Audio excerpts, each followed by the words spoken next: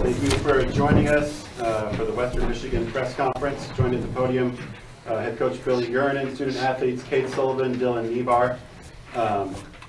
Coach, opening statement. Yeah, I'd just like to say on behalf of our baseball program and our university, we're excited to be here in Lexington in the regional. Quite frankly, we expected to be here today. And quite frankly, I'm disappointed that we didn't win. We didn't come here to survive, we came here to thrive. There was an expectation to win this thing. And even though there was a valiant effort late and a push, we just didn't play well enough today. So I've challenged our guys to come out and figure out how to win this thing through the losers bracket tomorrow at 12 o'clock.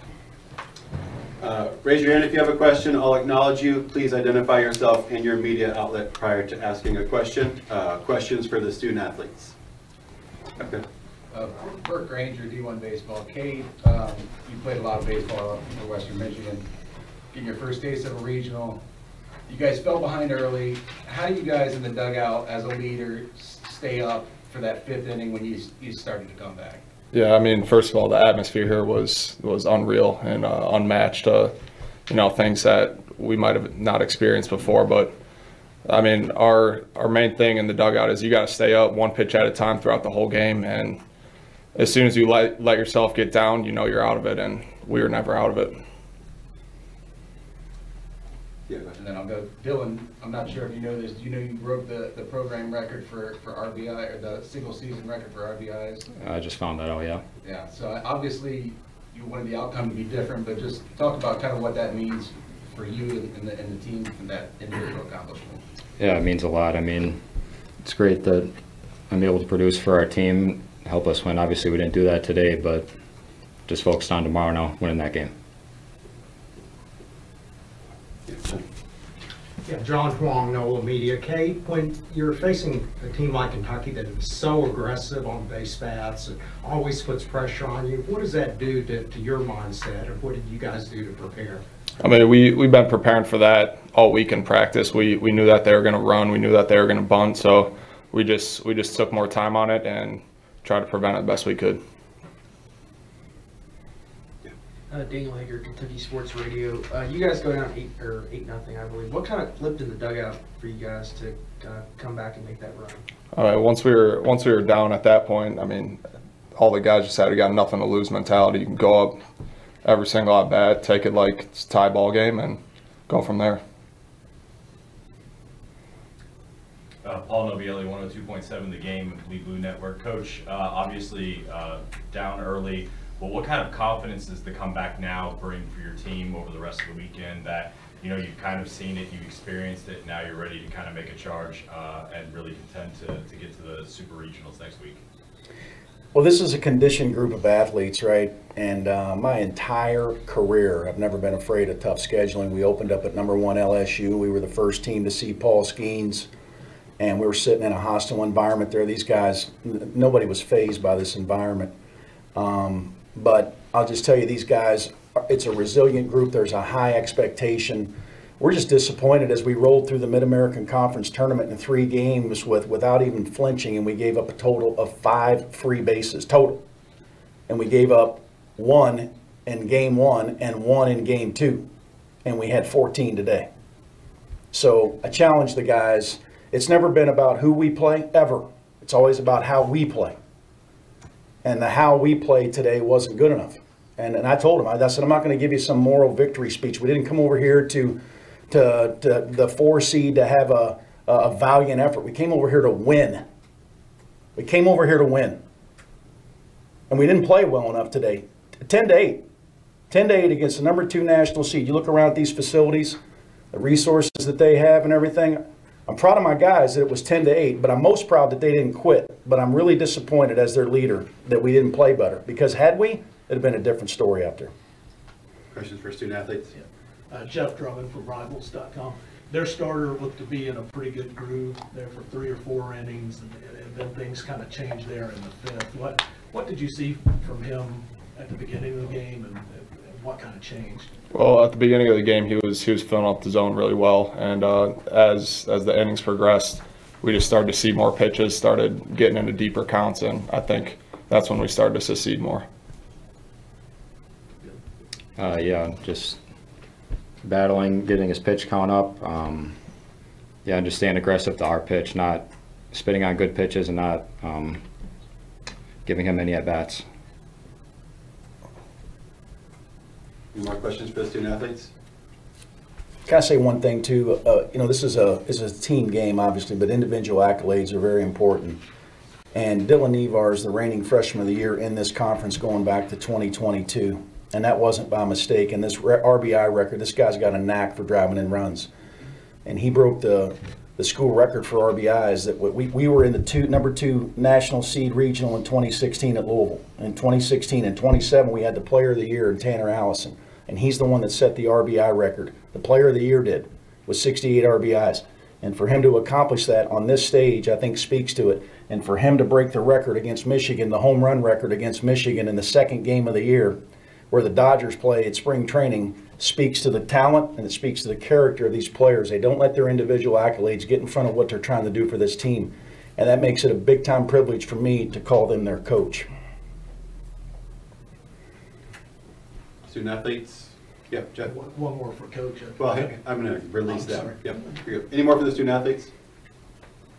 All right, you guys are free to go. Thank you.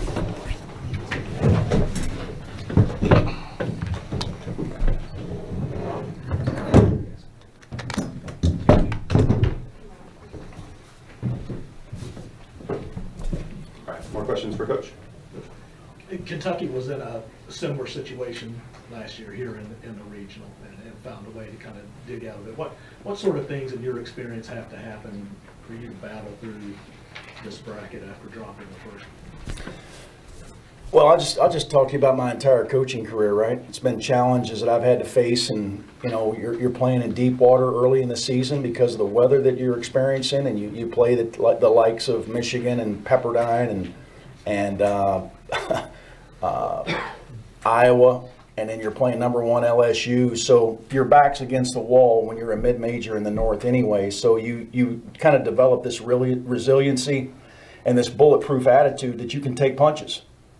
And this program has taken a lot of punches, and we just keep coming. This is a relevant team. The last 4 years, this program right here has got the 4th best record in the conference, in conference play.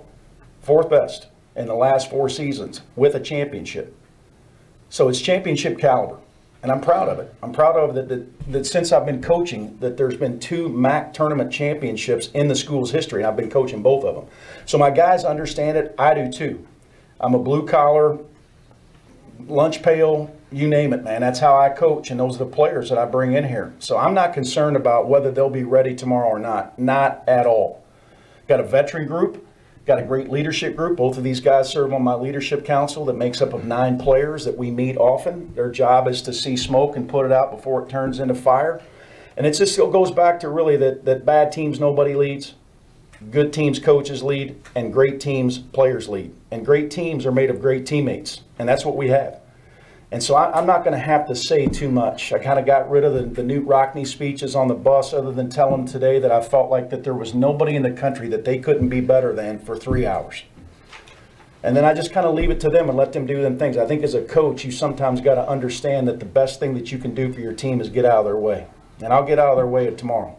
But I'm going to make sure that I want them to know that I'm disappointed. This was not some attempt to have some moral victory over here. It was not. We're trying to continue to move our program in the right direction, and we had an opportunity today, and we missed it, and I'm disappointed. Now I'm going to respect Kentucky's program, and especially the tremendous hospitality that's been rolled out to us since we've been here, right? I'm from not far from Louisville, Kentucky, so I respect sweet tea and a little bit of Southern hospitality myself. So I don't want to diminish the quality of team that Kentucky has by any means. But I had an expectation for my team to win today, and we didn't. So I'm disappointed. Coach, why do you think you didn't play well? I don't have an answer for that, right? I don't think it was nerves. I don't think it was anything else. I will say that I think Kentucky's offense speeds you up a little bit. I think we got sped up in some situations.